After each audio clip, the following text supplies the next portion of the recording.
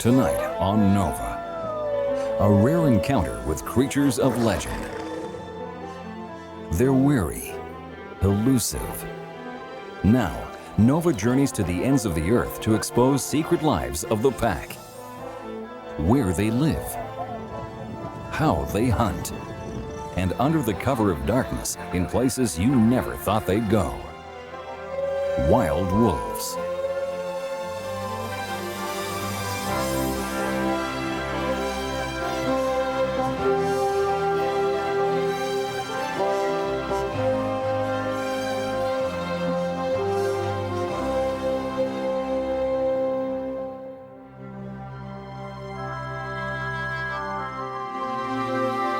Major funding for Nova is provided by the Park Foundation, dedicated to education and quality television, and by the Corporation for Public Broadcasting and viewers like you.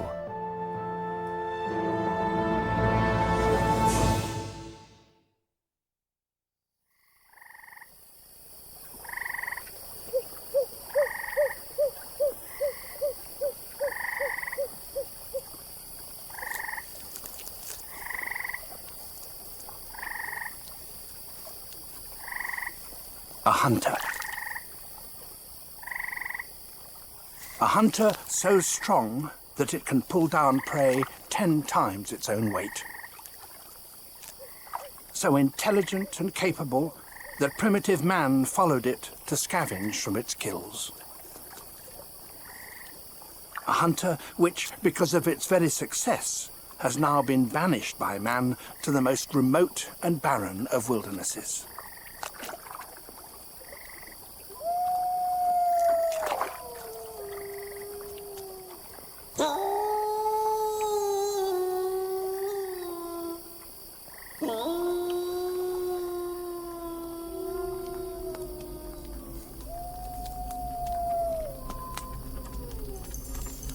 The howl of the wolf.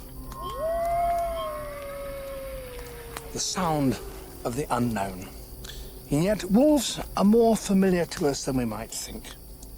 Stone Age people took their pups and tamed them, and all our domesticated dogs are descended from them. Indeed, the very characteristics we most admire in our dogs, loyalty and intelligence and courage, are precisely the characters that the wolf has to have to survive in the wild.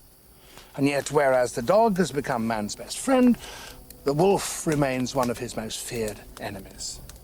It's time we saw the wolf for what it really is.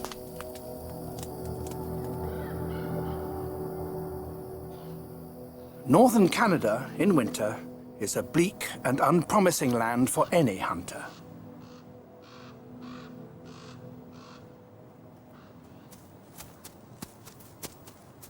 But the wolf is indefatigable. Its senses are so acute that it can interpret what is going on around it with a degree of subtlety that is beyond our imagining.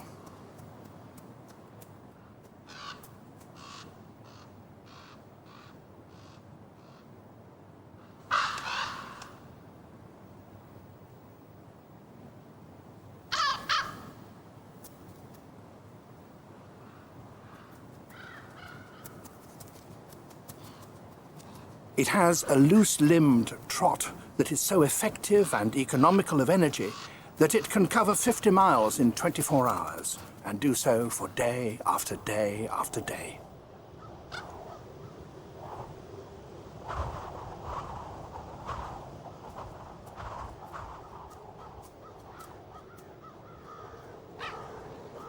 The raven is a scavenger. And wolves are not above joining it, for the winter brings many casualties, easy meat.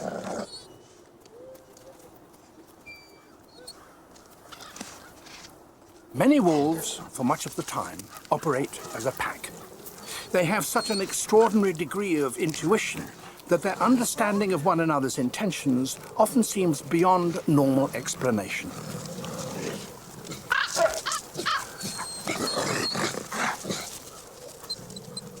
Younger members learn from the older, more experienced ones, so that the whole group operates as a unified and highly skilled team. For all these reasons, human hunters everywhere have admired the wolf. Even today, the native people of the north call it the teacher and honor its special powers with dances.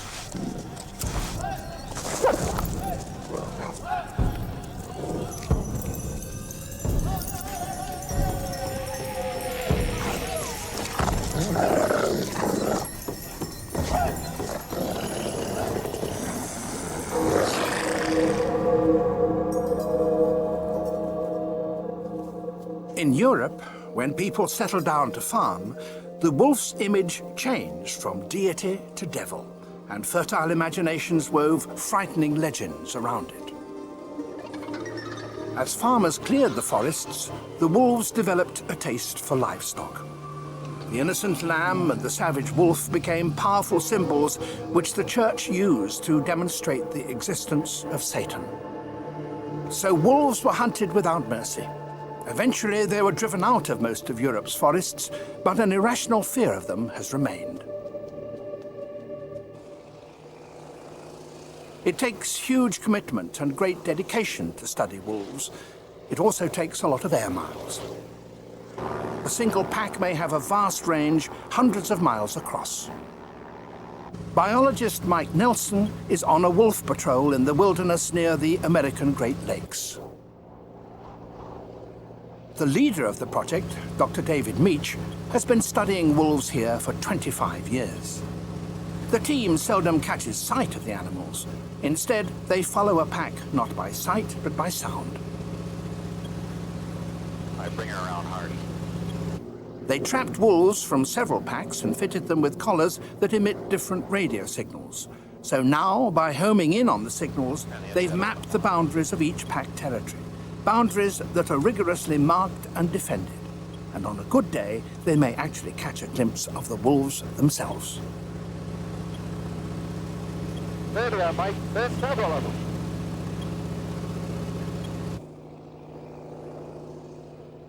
Wolves are wary and elusive, so we may never know the whole truth about their lives. Fragments of evidence must be pieced together.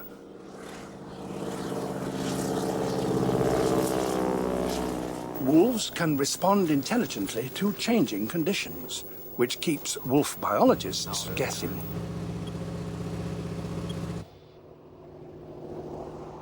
Meach and Nelson can only begin to understand how wolf packs operate by examining when and what they eat. And this is work that has to be done on foot.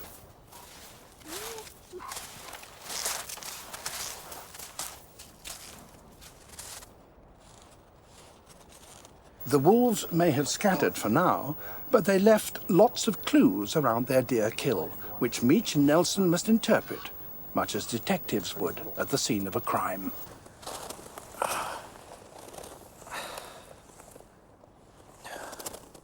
Oh, a couple legs still left here. Late, Well, they've left some, but if we hadn't interrupted them, I think they'd have finished this off pretty fast. So. It's only 2 hours ago we watched them feeding here. Yeah. Now they'll be back. Yeah. Well, they even left us a marrow sample. Yeah, I'm really surprised it's not more gelatinous. It's fatty. It is. Would expect it to be more depleted. Yeah, I sure would have too. We'll take some back and dry it anyway. Right. The quality and amount of bone marrow will tell them about the deer's health before it died. Teeth samples will establish its age, and scuffle marks in the snow will indicate how many wolves were involved in the chase and in the final kill. Meach and Nelson will deduce why that particular white-tailed deer became vulnerable.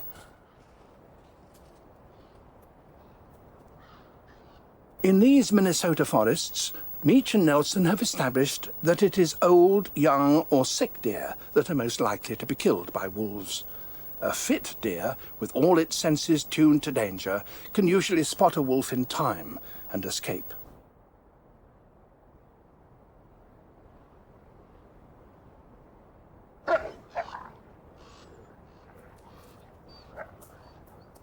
The numbers and size of prey animals in any area affects the size of wolf packs. In northern Minnesota, there are many white-tailed deer and moose, so some packs can be 15 strong. The pack is dominated by an adult pair who are often together for life. Offspring from the previous 3 years make up the rest of the group. These pups look fully grown, but they're still learning from their parents. Their schooling is long and their family life intense.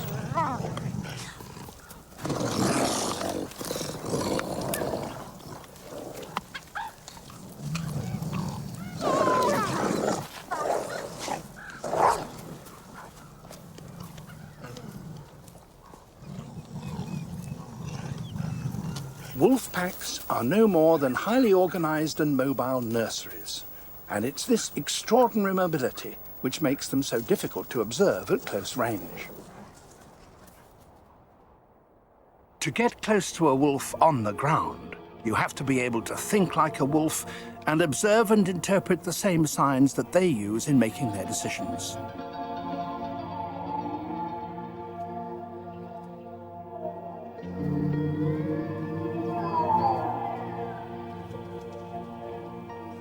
These wolves in northern Canada are exceptional. They follow and attempt to kill the most formidable and massive of all prey animals, buffalo.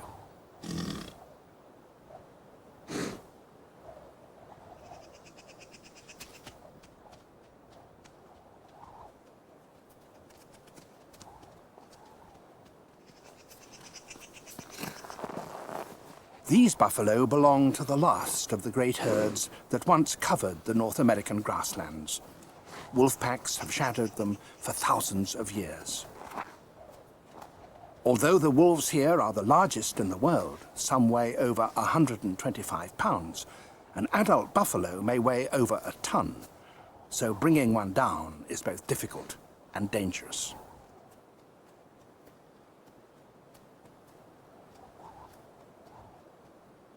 Snow can sometimes give wolves an advantage. Their splayed paws act like snowshoes, so that they can move over the top of crusted snow in places where other animals would sink into the drifts. To make up for their relatively small size, these wolves rely heavily on teamwork. They move among the buffalo, sizing up the herd, looking for an animal that might be vulnerable and therefore easier to bring down. The buffaloes stand their ground.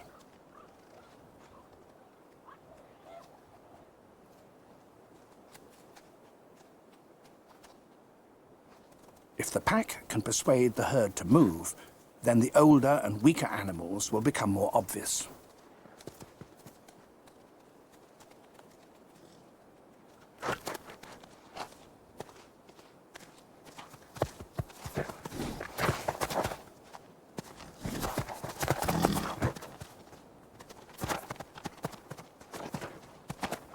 The wolves are choosing their moment very carefully, because in each buffalo hunt, they're risking their lives.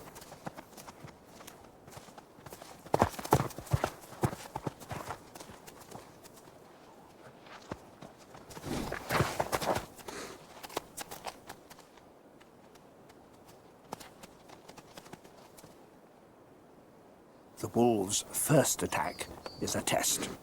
It will help them to decide whether to back off or whether to build up the pressure.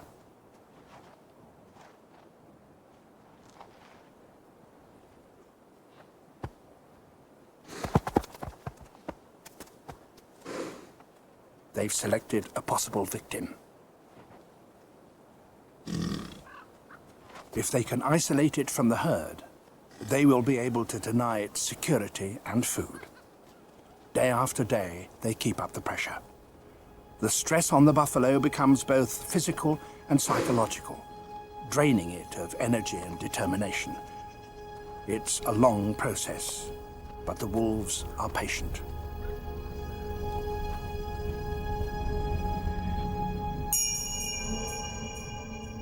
If the wolves are successful, they will have enough meat to last the whole pack for a week. If the buffalo manages to regain the safety of the herd, then the wolves will have to start all over again.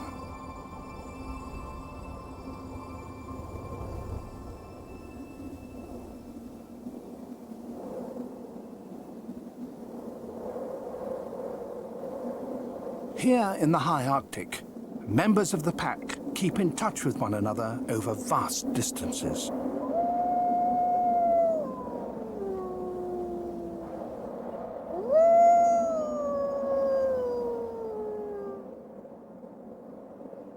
Prey may be widely scattered. Herds of muskox, for instance, may be tens of miles apart. Arctic wolves have to cover a lot of ground. Often they're forced to live on smaller prey, such as Arctic hare.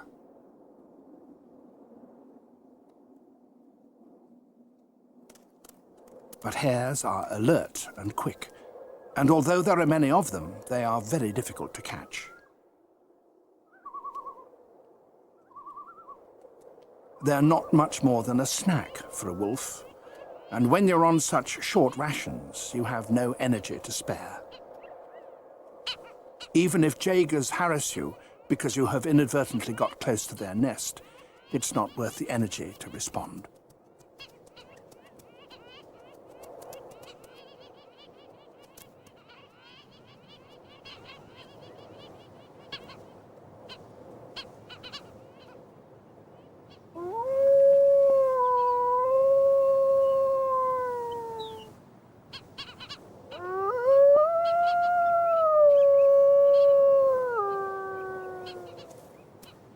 Calories may be short, but relationships are strong.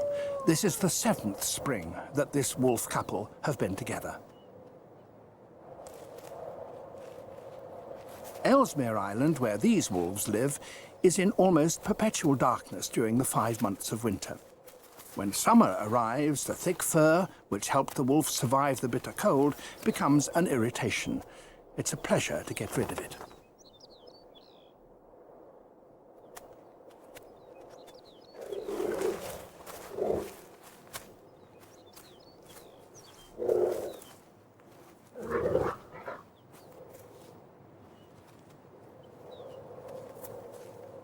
This far north, the summer is very short, so the arrival of young has to be precisely timed. Arctic hares have already produced their babies, and the leverets are busy cropping the new plant shoots. But if the wolves themselves are to breed successfully, their hunting efforts must go up a gear.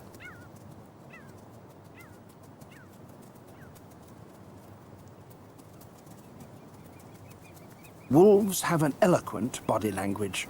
The female uses it to persuade the male to go out to find food.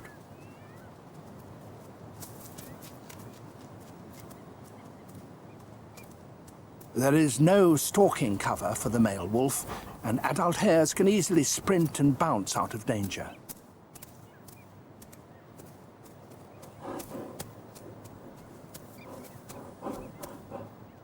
The leverets tend to lie low.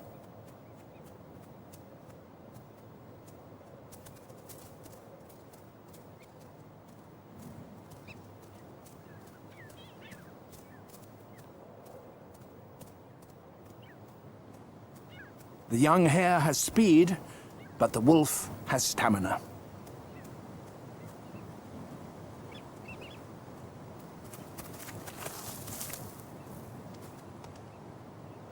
The female wants her share.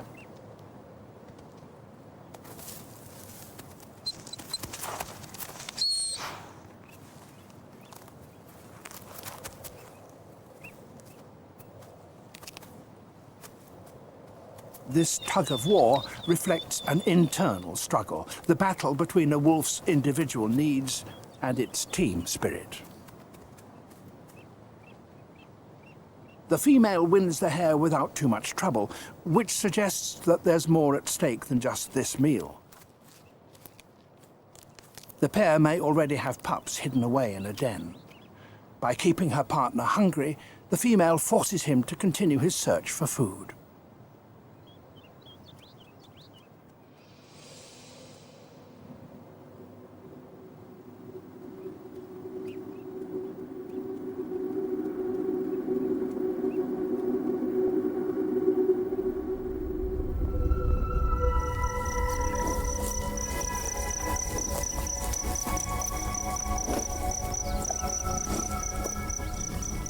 Further south, the buffalo are also shedding their winter coats and minding their spring calves.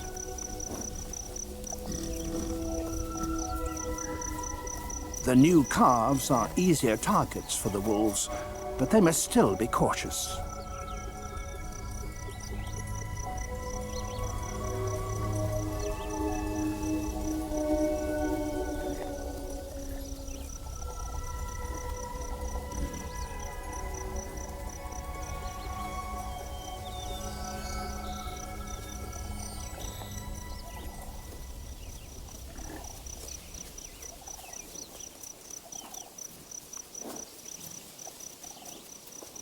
Nothing about catching buffalo is easy. The calves may look vulnerable, but they have fiercely protective parents.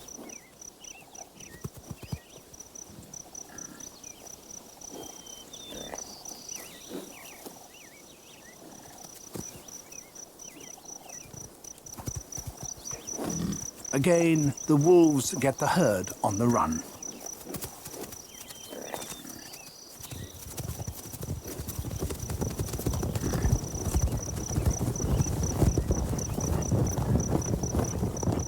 Instinctively, the calves move to the middle, where they're shielded by the sheer bulk and ferocity of the adults.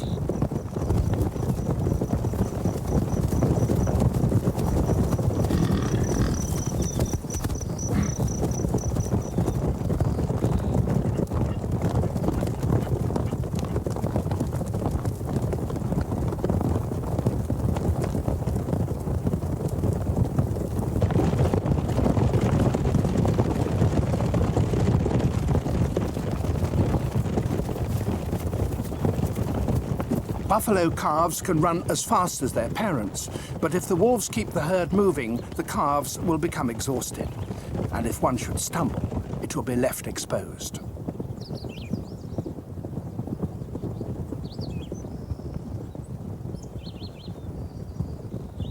The wolves have got one. This calf seems doomed.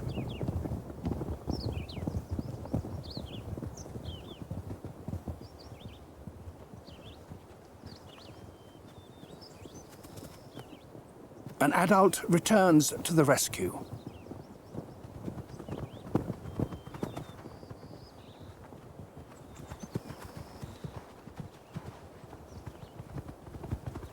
The mother, helped by several other adults, tries to shepherd the calf back to the safety of the herd.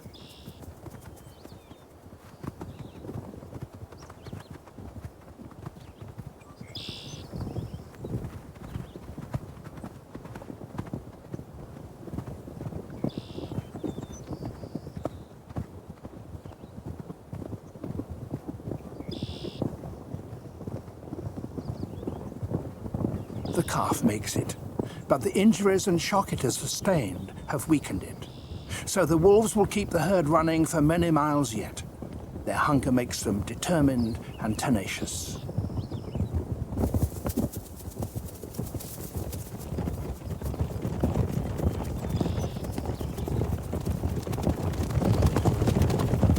Successful buffalo hunts are rare.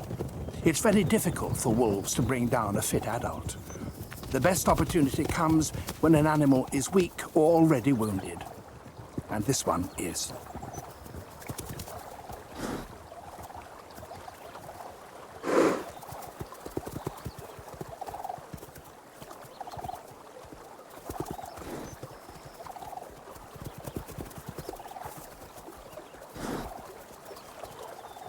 The buffalo makes a break for safety,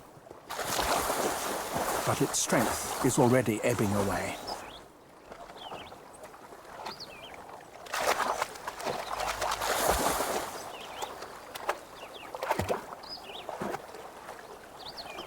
The wolves' only weapons are their sharp teeth. Killing quickly is not a choice open to them.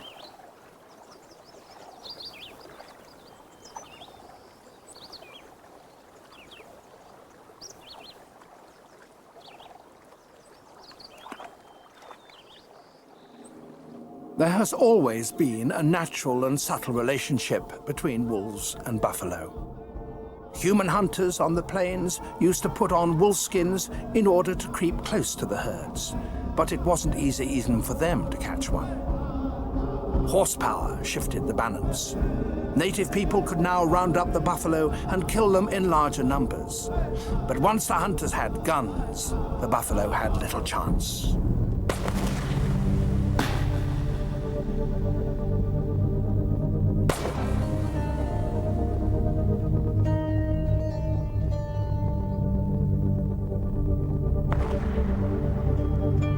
European colonizers cleared the land for their cattle and grain, first of buffalo and then of wolves.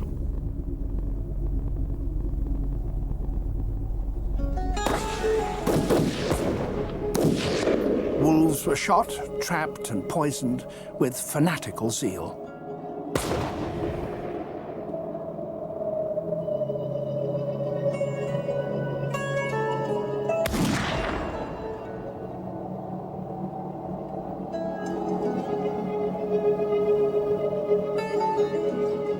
By the early 1930s, wolves had been exterminated from most of the United States.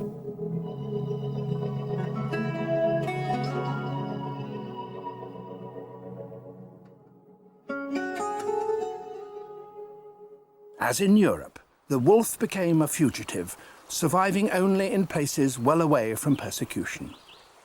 Places such as this, a remote island off the west coast of Canada where clear creeks each year fill with salmon. It's a wilderness largely untouched by man.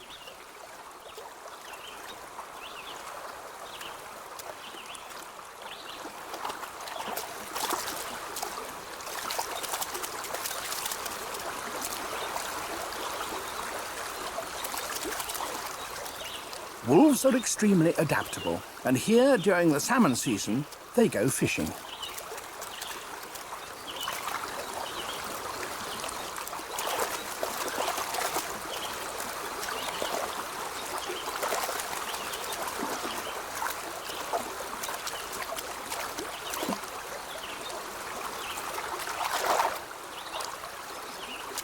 As we've learned more about the wolf's way of life, we've come to accept that, like all predators, they are important elements in maintaining the natural balance of the wilderness.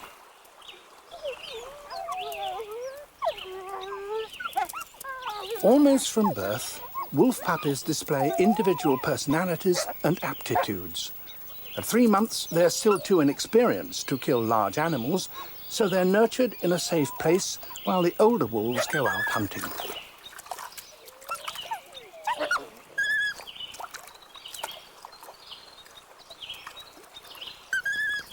Groveling and urgent licking by the pups encourages a returning adult to regurgitate the contents of its expandable stomach.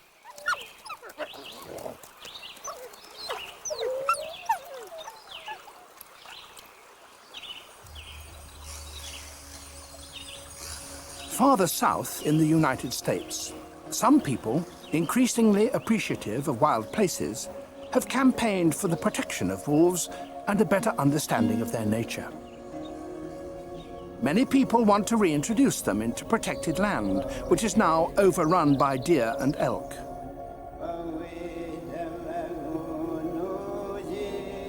The Nez Perce Indians of the Rocky Mountains offered their own tribal lands for the release of 35 wild-trapped wolves. When the first wolves came back for release, I was there to greet them. And I was good to give them a blessing. I had the opportunity to look inside the cage and greet the wolf. I looked into his eyes and he looked at me. And I spoke to him in my own language. I told him, "Kaitiao lautua, wako kia hanik o puaukunis. Kaitiao apai toksa. I told him, I'm glad to see you back, my brother. You have been gone a long time, and it's good to see you back here again." That's the words that I offered to him. And after that, I never seen him anymore. And I'm hoping that someday we will meet again.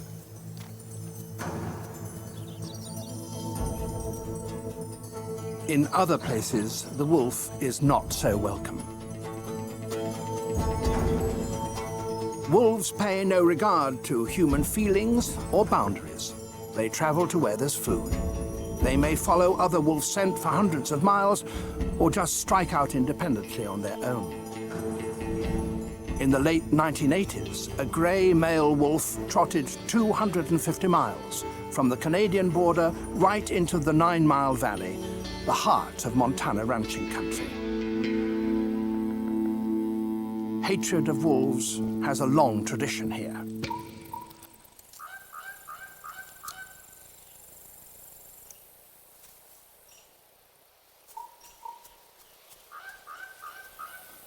I caught sight of this big coyote, or what I thought was a coyote, and after getting the rifle and sighting down the telescopic sights to get a better look, realized it was not a coyote.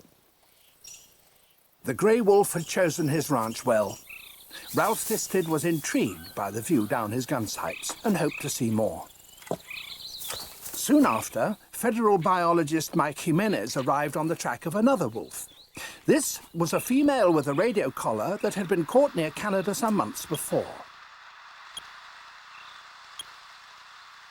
She had followed the male's scent right onto the Thisted ranch. When her signal became static, Jimenez suspected that they had made a den. Word leaked out. The return of the wolf was a tabloid editor's dream.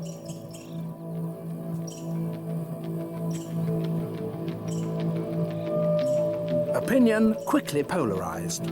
But wolves have legal protection now. Killing them no longer brings a bounty, but a possible $100,000 fine.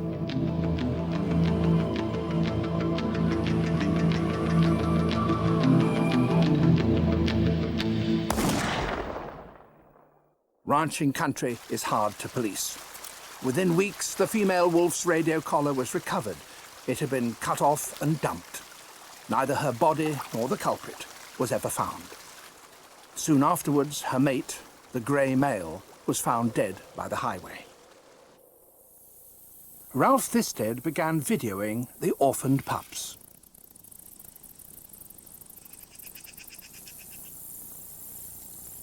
Road-killed deer were put out for the pups to eat, but without their parents, he feared for their long-term survival.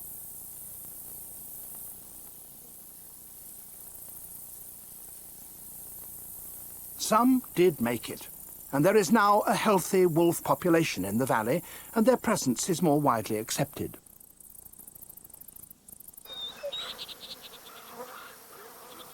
Elsewhere, wolves are not waiting for an invitation. Wherever wild prey is dense, they're crossing the Canadian border, trickling back into their former territory. If wolves have enough room to maneuver, they tend to avoid cattle. But if there's a shortage of prey, it's hardly surprising that a wolf will try to take the meat that men are rearing for themselves. Nowhere is this problem greater than in India.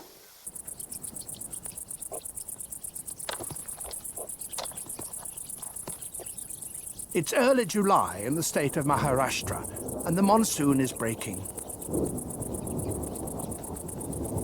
It's about as hot and humid as a wolf can stand.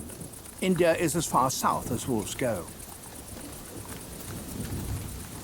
Indian wolves are uncommon, but they're most visible in the rainy season, when they're hunting for their pups as well as for themselves.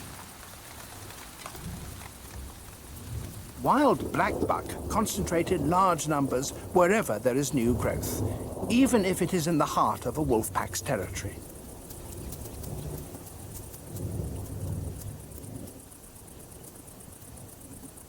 As in wolf hunts everywhere, the first stage is to identify frailty.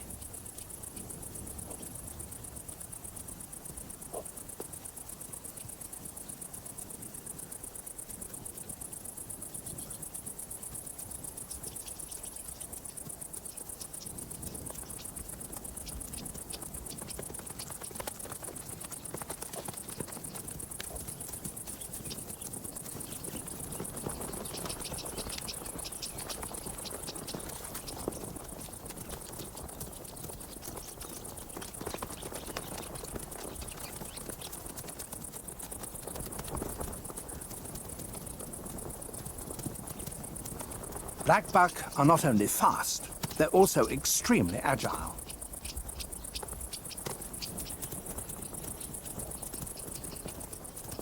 Each, as it leaps, is demonstrating its fitness and strength. Maybe their pursuer will choose a weaker neighbor, or get too confused to select a single target.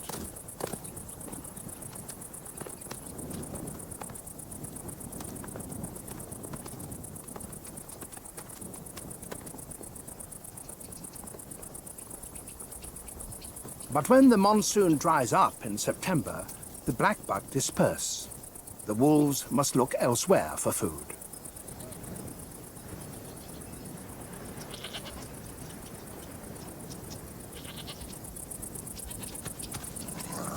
These fast-growing pups still need feeding. The parents' only choice is to take the villagers' livestock.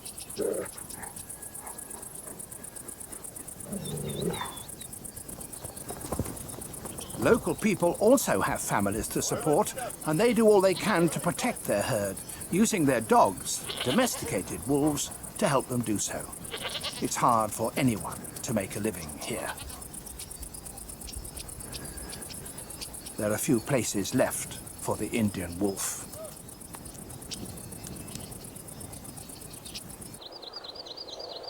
In some parts of Europe, wolves have found a way of living close to man.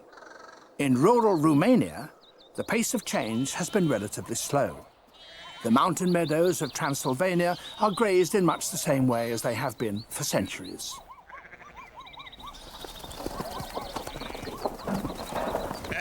Every evening, shepherds pen their flocks to protect them against wild animals. Just above them, on the upper slopes, is one of the wildest and most extensive tracts of forest left in Europe. Wolves, bears and lynx live here in substantial numbers. But when shepherds lose occasional lambs, it's the wolf that is usually blamed. To establish the truth of the matter, scientists trapped and radio-collared a wild female wolf. Using remote cameras, they were able to monitor the growth of her 9 puppies.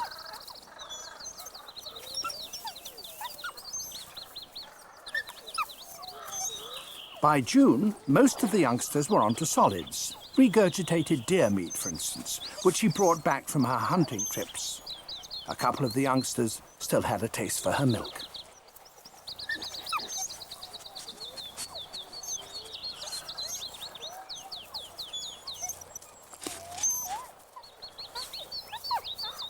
There are good numbers of red deer in her hunting territory, but providing food for 10 is a demanding business. However, her patch of forest slopes down to the suburbs and industrial areas of the town of Brasov.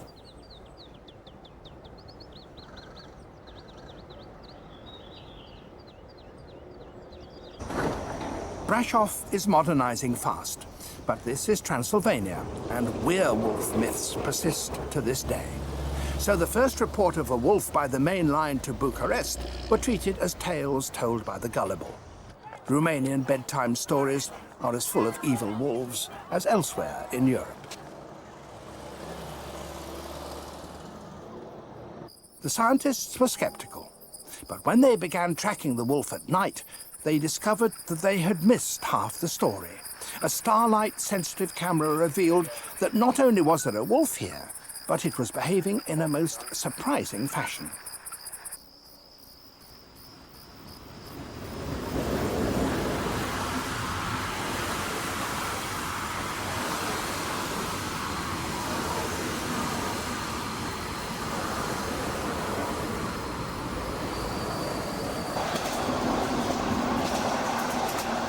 When the night express to Bucharest had passed through, the female wolf carefully crossed the line.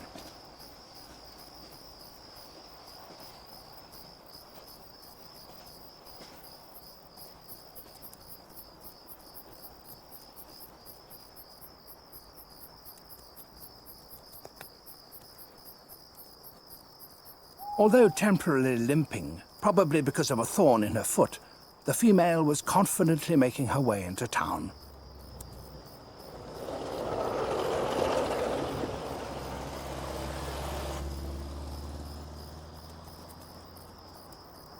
She was clearly streetwise and seemed to be quite certain of where she was going.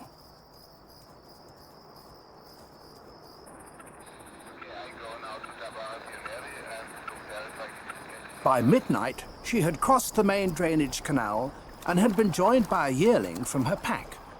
They were now on the other side of town, well away from their forest home.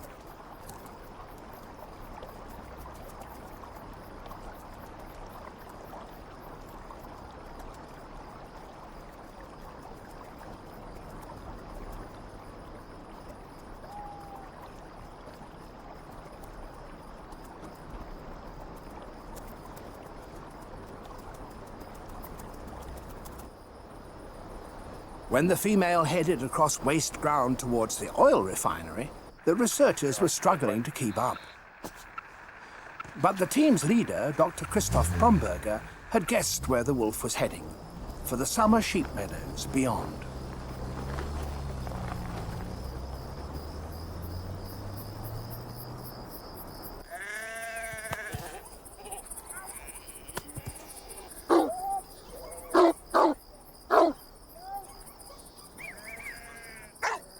The sheep are well guarded. This must be one of the few places in Europe where shepherds still watch their flocks by night.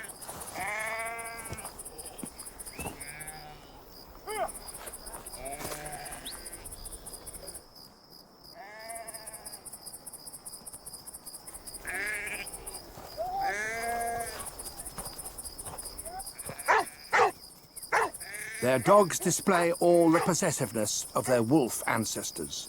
Outnumbered, the female wolf turned back into town. It's now known that she always checks the flocks first for a chance stray, but she finds easier meals in and around the brush-off rubbish bins. Wolves here are simply adapting to a new environment, just as urban foxes have done in English towns. She looks very like another feral dog, and so far she has evaded unwanted publicity.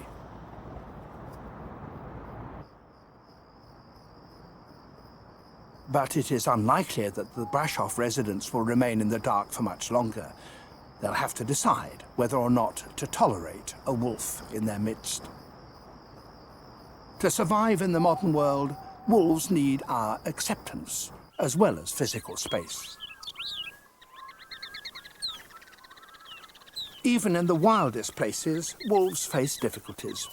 On the barren ground of Ellesmere Island, even suitable places for dens are rare, and the wolves have great problems to solve if they're to raise a family.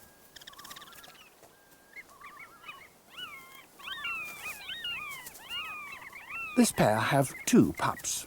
At 5 weeks old, they are adventurous, but they're far from independent.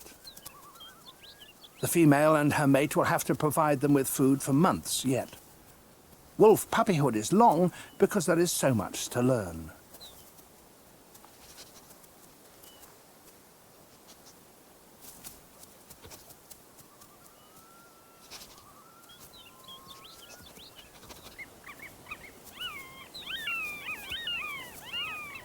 Vigorous play is an important part of learning new skills, but it also helps to strengthen the pups' developing bodies.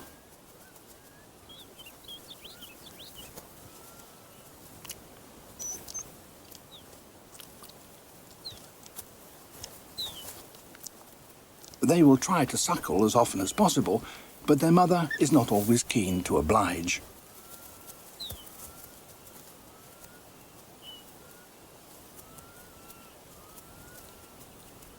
It's likely that she hasn't had much to eat herself lately and is simply short of milk.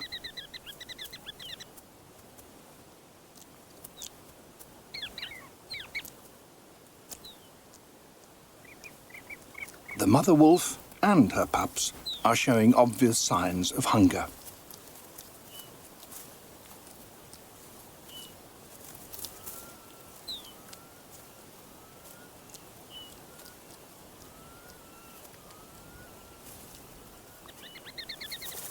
To maintain a healthy development, the pups will have to increase their weight by 2 to 3 pounds every week, but that will require a regular supply of nourishment.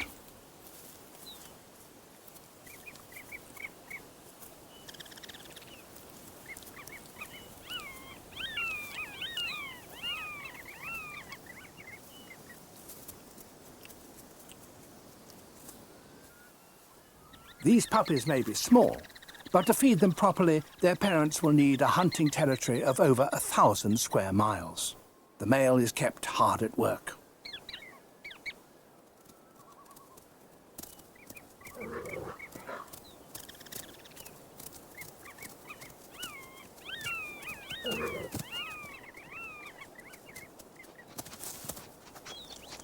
The female still does the begging, but gradually the pups will learn this ritual for themselves.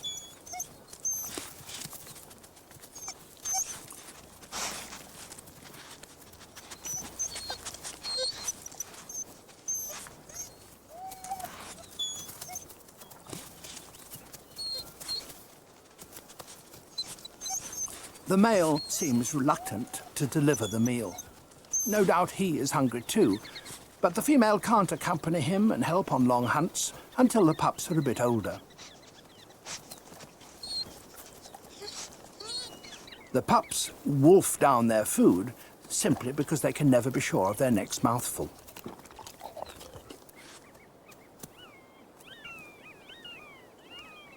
As the days lengthen, so do the leveret's chances of survival. They're faster now and smarter.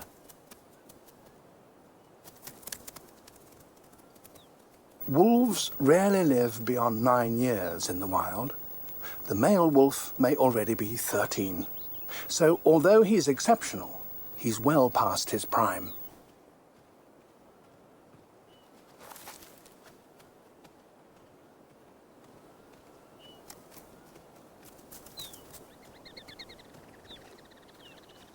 On days when he is unsuccessful, the female collects food from her store. Leverets that were killed and buried earlier in the year when they were easier to catch.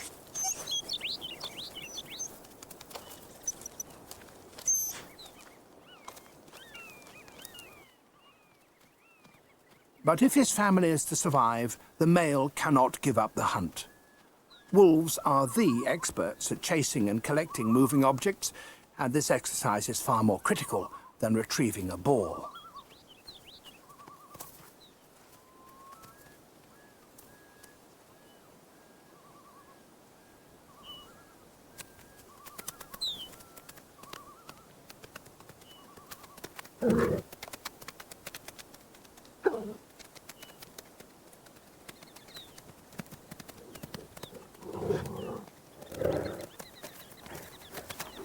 Today is a good day.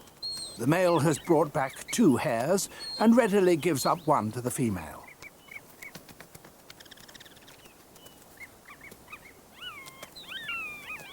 But her urge to feed her pups is overwhelming.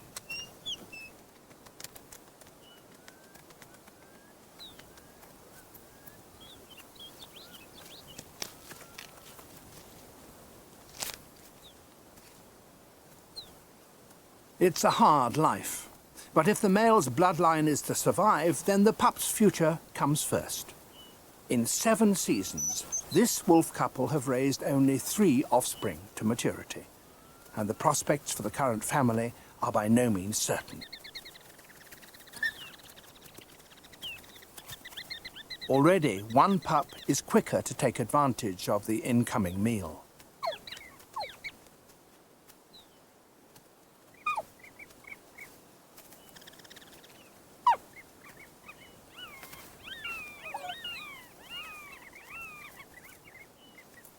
It's a critical advantage, for it will give the most vigorous pup a head start when the long Arctic winter begins to close in.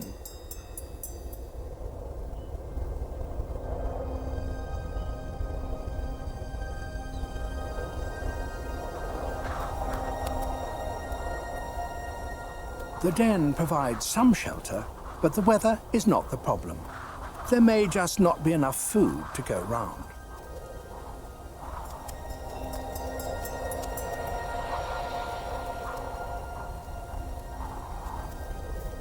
If the pups survive till the spring, the parents will have done unusually well.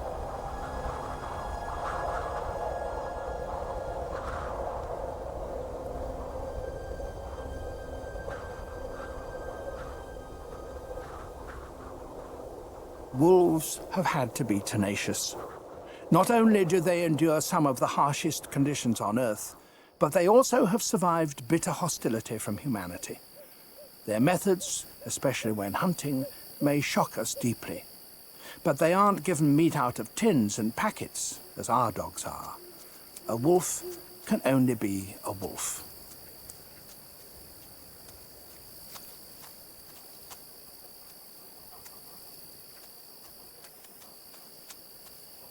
They remain wary and unknowable.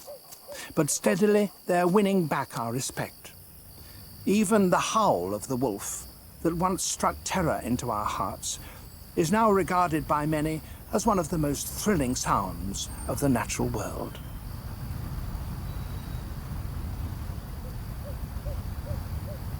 In August these days, hundreds of Canadians make a pilgrimage into the wilderness to make contact with wolves.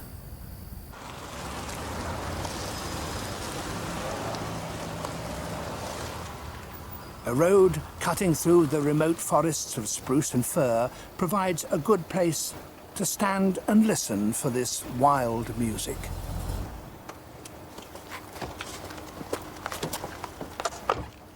These listeners have no chance of actually seeing a wolf, but national park rangers know how to communicate with the legendary outlaw who, for centuries, we have tried to destroy.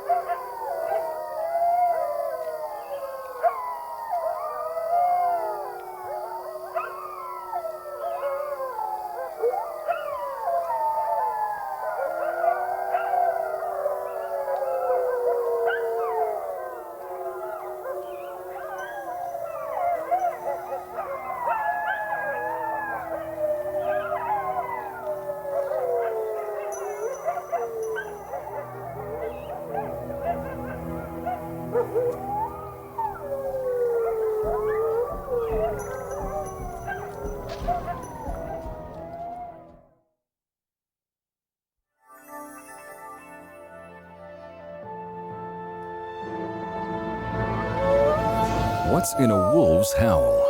A calling card, a warning, an invitation. Hear the call of the wild at www.pbs.org.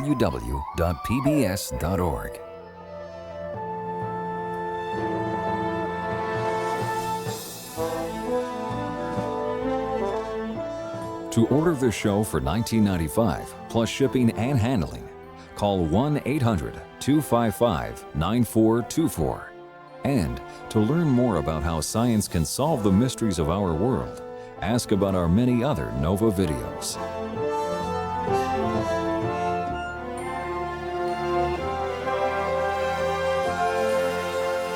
Next time on NOVA, the bridge of the future takes shape before your eyes. Nobody had ever done this before anywhere in the world. Now, reputations and lives are on the line to cross the Mississippi. Super Bridge.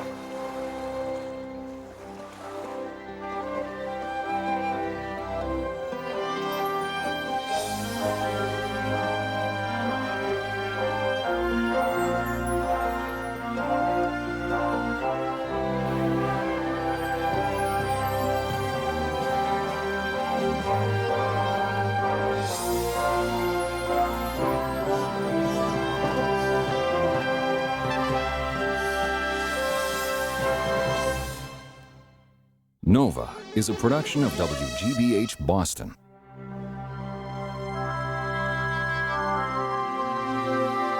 Major funding for Nova is provided by the Park Foundation, dedicated to education and quality television, and by the Corporation for Public Broadcasting and viewers like you.